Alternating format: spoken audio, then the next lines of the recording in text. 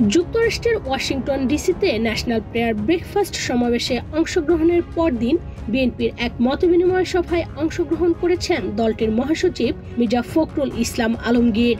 ৭ জানুয়ারি শুক্রবার Washington DC বিএনপির উদ্যোগে আলেকজান্দ্রিয়ার রয়্যাল প্যালেস কাবাব পার্টি হলে এ মতবিনিময় সমাবেশ অনুষ্ঠিত হয়। সমাবেশে প্রধান অতিথির বক্তব্যে বিএনপি মহাসচিব মির্জা ফখরুল ইসলাম আলমগীর বলেন, ছাত্র জনতার আন্দোলনে পালিয়ে ভারতে আশ্রয় নিয়েছেন শেখ হাসিনা। সেখানে আরো যারা পালিয়ে গেছেন তাদের সকলকে নিয়ে প্রতি মুহূর্তে বাংলাদেশের বিরুদ্ধে নতুন চক্রান্ত শুরু করেছেন।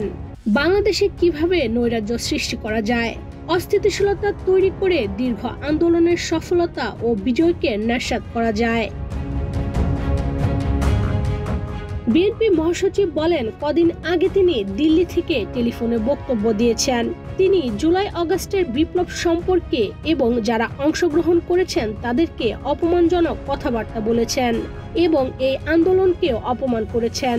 স্বাভাবিকভাবে যারা আন্দোলন করেছে তারা ক্ষুব্ধ হয়েছে। কিছু কিছু জায়গায় তারা আক্রমণ করেছে। ৩২ নম্বরেও আক্রমণের ঘটনা ঘটেছে। আমরা এসব অরাজক পরিস্থিতিকে সমর্থন করি না।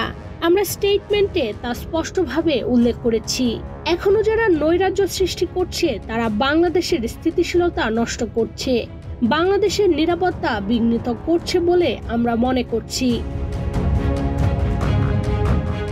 মির্জা ফখরুল বলেন, গত ১৫ বছরে বিএনপির প্রায় ৬০ লাখ নেতাকর্মীর সমর্থকের বিরুদ্ধে মিথ্যা মামলা করা হয়েছে, হত্যা করা হয়েছে প্রায় ২০,০০০ নেতাকর্মীকে, গুম হয়েছেন ৫০০ নেতাকর্মী। এগুলো বিস্তৃত হলে চলবে না। এভাবে অত্যাচার নির্যাতন সহ্য করেও বিএনপি অনড় ছিল গণতন্ত্র পুনরুদ্ধারের আন্দোলনে। বিএনপির এই সিনিয়র নেতা উল্লেখ করেন, প্রশাসন, বিচার বিভাগ এমনকি সেনাবাহিনীতেও দলীয়করণের ঘটনা ঘটেছে স্বৈরাচারের ১৫ বছরে। যদি জানতে পারত যে প্রার্থীর ১৪ গোষ্ঠীর মধ্যে কেউ বিএনপি করেছে তবে তার চাকরি হতো না। মেধাবী অথবা যোগ্য হওয়া সত্ত্বেও পদোন্নতি পেতেন না। বিএনপির জনপ্রিয়তা রয়েছে এমন জেলাগুলোর নাগরিকরা চাকরি পায়নি গত ১৫ বছর। এত কিছুর পরও বিএনপির নেতাকর্মীরা মাঠ ছাড়েননি, তারা লড়াই করেছেন। এজন্য শহীদ জিয়ার আদর্শে বিশ্বাসী এবং বেগম জিয়ার লড়াকু সৈনিকদের আবারও ধন্যবাদ জানাতে চাই। গভীর কৃতজ্ঞতা জানাতে চাই প্রবাসের নেতাকর্মীগণকেও।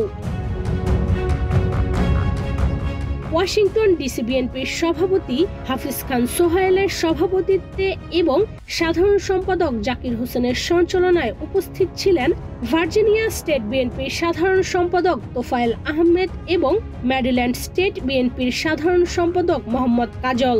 এছাড়াও সমাবেশে উপস্থিত ছিলেন যুক্তরাষ্ট্র বিএনপির অন্যান্য নেতাকর্মীরা।